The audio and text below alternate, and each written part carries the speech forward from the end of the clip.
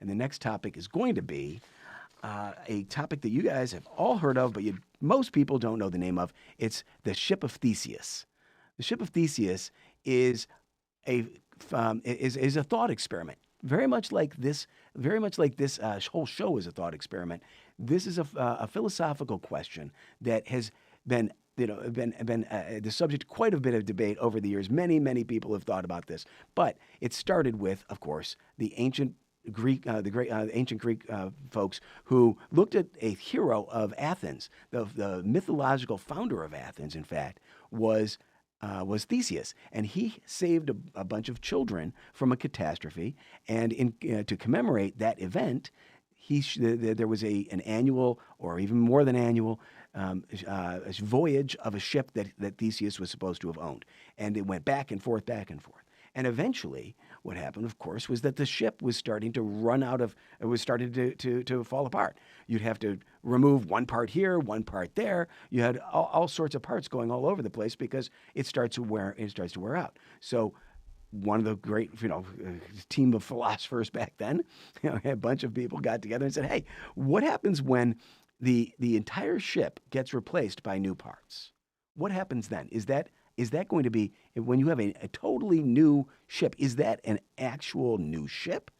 Or is it the ship that Theseus still owned? So it's called the ship of Theseus because of that.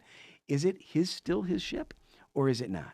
A good friend of mine has a watch that he had, and he says, yeah, it's the same thing. He got it from his father. And when his father passed it on to him, over the years, many years, he's replaced everything: the springs, the dial, the face, the whole thing. And people say, well, that's not the same watch then. But he says, yes, it is. Just like the ship of Theseus. The question is it the same ship? We don't know. It's a great question. Something else that we're going to be exploring in good depth on this show. And it gets trickier. If you leave it to someone like Thomas Hobbes, who's a very famous philosopher who has done a lot of deep thinking about lots of things. One of them is he trained his massive mind on this subject, and he said this, kind of made it more complicated. He said, what if you take all the parts that were removed from the ship, you pile them up, you don't burn them, you don't replace them, you just put them in a pile. Right? Then somebody else comes by. So there's always some guy who comes by, picks up the pile, and starts rebuilding another ship, right? So he builds an exact replica. You use the same parts to build the same ship, and now you're asking yourself, wait a second, which ship is the ship of Theseus? Which one is it? Is it one, or is it both? Or how's that working?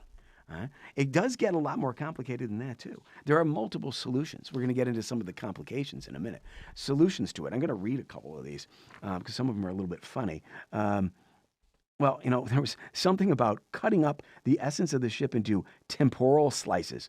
And I stopped right there. I was like, I don't know what they're talking about, so I stopped looking at that one. Same thing here. Another one. This is online. I'm trying to find the solutions to the ship of Theseus question, and it says this. I'm going to read it. A significant strand in cognitive science would consider the ship not as a thing, nor even as a collection of objectively existing thing parts, but rather as an organizational structure that has perceptual continuity.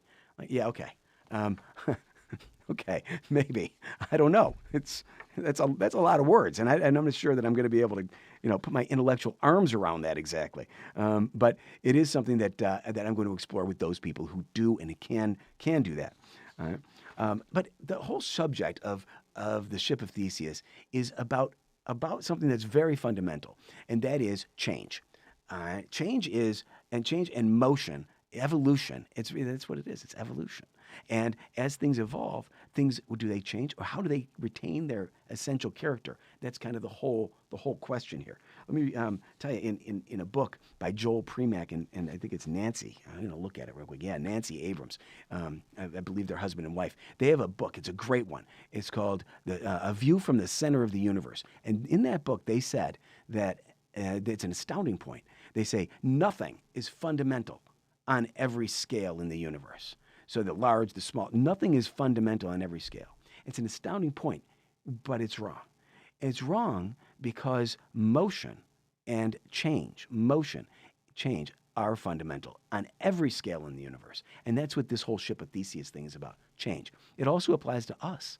You can apply it. We do apply it to biology, and most importantly, to human bodies. So, if you look at it's modern science, we know for an absolute fact that our bodies are made up of cells, and we lose 30 trillion cells regularly. We don't lose, well, I guess I shouldn't say lose them. They get replaced. Every 10 years, 7 to 10 years, our whole body gets replaced effectively. We lose and then gain 300 billion cells every day. So what happens is your body is breaking down, but then getting replaced with new cells, which then asks the question, just like the ship of Theseus. Well, when you get a new body, all right, when in 7, 10 years, whatever it might be, is that still you? Are you the same person? And you wake up. I wake up every day. I look at myself. I'm like, yeah, it's the same guy. All right? But I'm not. In a way, I'm not, because I've got 30 billion cells that are different in my body. So, and it asks the question. There's more than just an identity thing. Something that we're going to explore on this show again with experts in the area of biology and whatever other science can be brought to bear on this.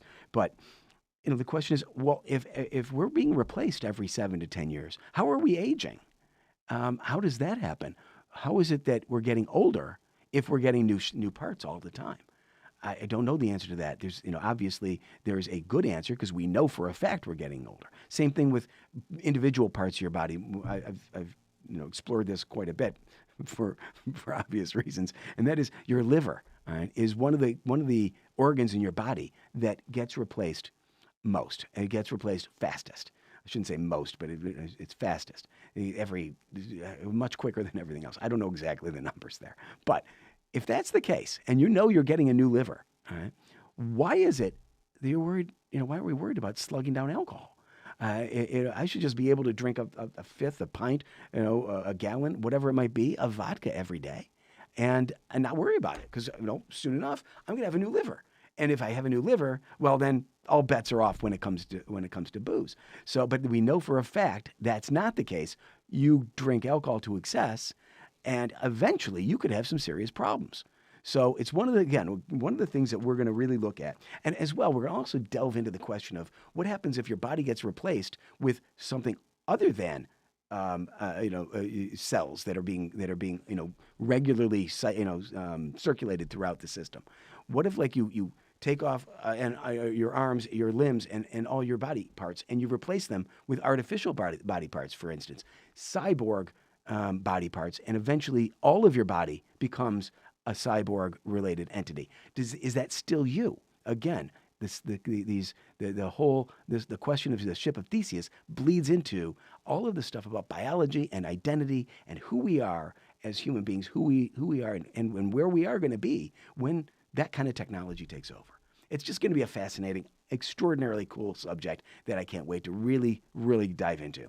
If you want to know more, we encourage you to go to our website. It's exusthepodquest.com. Learn more about these subjects. Ask questions yourself. Ask us questions. We'd love to have your input.